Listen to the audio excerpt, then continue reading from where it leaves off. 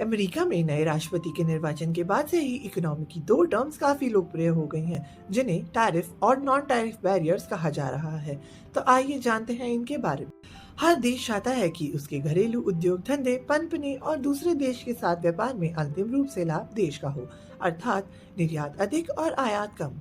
आयात निर्यात को नियंत्रित और नियमित करने के लिए किसी देश द्वारा जो टैक्स लगाया जाता है उन्हें टैरिफ बैरियर्स कहा जाता है। इससे विदेश का सामान महंगा हो जाता है, जिससे लोग देश में बना सामान खरीदने को प्रोत्साहित होते हैं। यह घरेलू कंपनियों को प्रतिस्पर्धा से बचाने में मदद करता है।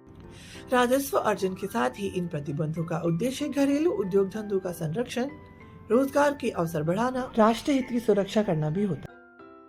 दूसरी ओर नॉन टैरिफ बाधाओं में टैक्स तो नहीं लगाया जाता, पर ऐसे नियम या प्रतिबंध लगाए जाते हैं जो आयात को हतोत्साहित करते हैं।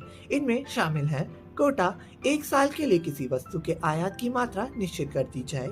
दूसरा, लाइसेंसिंग, किसी वस्तु या सेवा के आयात के लिए विशेष अनुमति का प्रावधान अनिवार्य करना, या किसी वस्तु के लिए क्वालिटी और सेफ्टी के स्टैंडर्ड्स इतने सख्त बना दिए जाएं कि विदेशी सामान मानक के अनुरूप ना हो पाए। तीसरा, कस्टम में देरी, कागजी कार्रवाई से जानबूझकर प्रक्रिया को धीमा करना या शिपमेंट से पहले माल का निरीक्षण करना।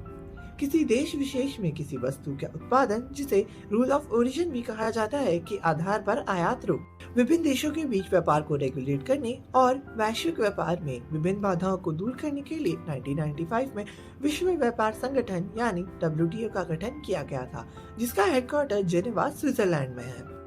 WTO ने गेट का स्थान लिया था। गेट यानी general agreement on trade and tariff केवल वस्तुओं के व्यापार पर केंद्रित था, लेकिन WTO के अंतर्गत वस्तुओं, सेवाओं और बौद्धिक संपदा के व्यापार को भी सम्मिलित कर लिया गया। धन्यवाद।